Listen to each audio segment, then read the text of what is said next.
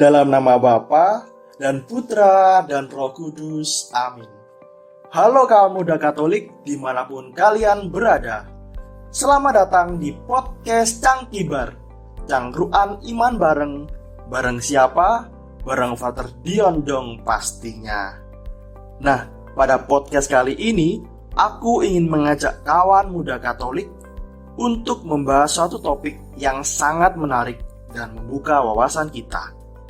Ayo tebak apa nih kira-kira? Jeng. Pencobaan Yesus di padang gurun. Lah ngapain tanya? Kan udah ada di poster podcast ini. Ya udahlah gak apa-apa. Pada awal podcast ini, pertama-tama aku ingin bertanya sama kawan muda. Pernah gak sih membaca kisah pencobaan Yesus di padang gurun menurut Injil Matius dan Injil Lukas? Kira-kira sama atau beda?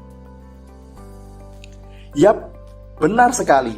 Kedua Injil tersebut berbeda dalam mengisahkan pencobaan Yesus. Matius pasal 4 ayat 5-10 menempatkan pencobaan untuk melompat dari bumbungan bait Allah sebagai pencobaan kedua, dan tawaran untuk mendapat seluruh kerajaan dunia sebagai pencobaan ketiga. Sedangkan Lukas pasal 4 ayat 5-12 mencatat bahwa tawaran untuk mendapat seluruh kerajaan dunia sebagai pencobaan kedua. Sedangkan pencobaan agar Yesus melompat dari bumbungan bait Allah sebagai pencobaan ketiga. Bingung gak kira-kira? Urutan pencobaan mana sih yang benar dari kedua Injil tersebut? Nah, sini Frater jelaskan.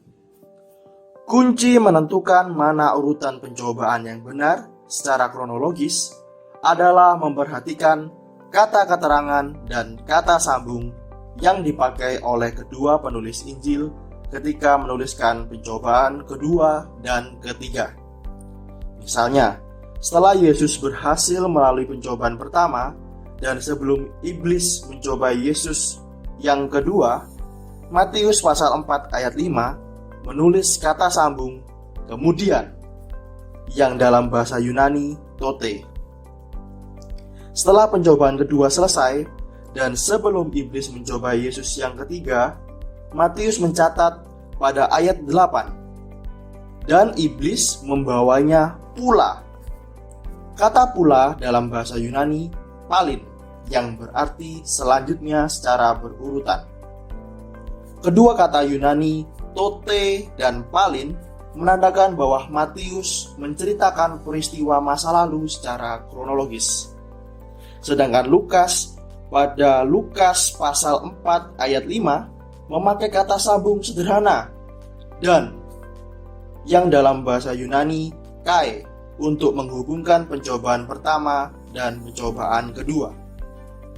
Kemudian Lukas pada ayat 9 juga memakai kata sambung dan atau tetapi yang dalam bahasa Yunani de untuk menghubungkan pencobaan kedua dan ketiga. Hal ini membuktikan bahwa kata sambung yang Lukas gunakan adalah kata sambung umum yang tidak menunjukkan adanya urutan kronologis. Lalu apa gunanya jika Lukas tidak menceritakan peristiwa pencobaan Yesus secara kronologis? Apa sih tujuan Lukas menceritakan peristiwa pencobaan Yesus yang berbeda dengan Matius?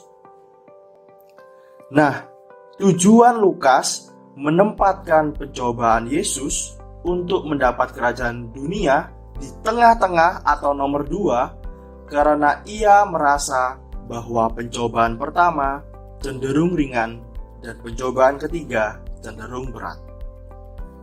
Nah, dari sini kita juga dapat mengetahui bahwa bahasa tulisan Lukas lebih terkesan dramatis dan manusiawi, sedangkan bahasa tulisan Matius lebih terstruktur, sistematis, dan kronologis, seperti halnya silsilah Yesus yang ada di awal kitab Matius. Dari pembahasan sini, Frater ingin menghimbau kawan muda Katolik supaya tidak cepat bingung dan meragukan mana yang benar. Meskipun terdapat perbedaan tujuan dari kedua penulis Injil, tapi menurut Frater, yang lebih penting intinya tetap sama, yaitu Yesus yang dicobai di padang gurun. Dan yang lebih penting lagi, Yesus mampu mengalahkan semua pencobaan itu. Harapannya kita juga sama seperti Yesus yang mampu mengalahkan semua pencobaan hidup ini. Setuju? Setuju ya pastinya. Nah, mungkin cukup di sini dulu ya pembahasan kita tentang pencobaan Yesus di padang gurun. Pokoknya nantikan lagi pembahasan-pembahasan iman selanjutnya dalam podcast Cangkibar. Cangkruan iman bareng siapa? Bareng Frater Dion dong pastinya. Sampai di sini dulu ya kawan muda Katolik. Mari kita tutup dengan tanda kemenangan Kristus. Dalam nama Bapa dan Putra dan Roh Kudus. Amin.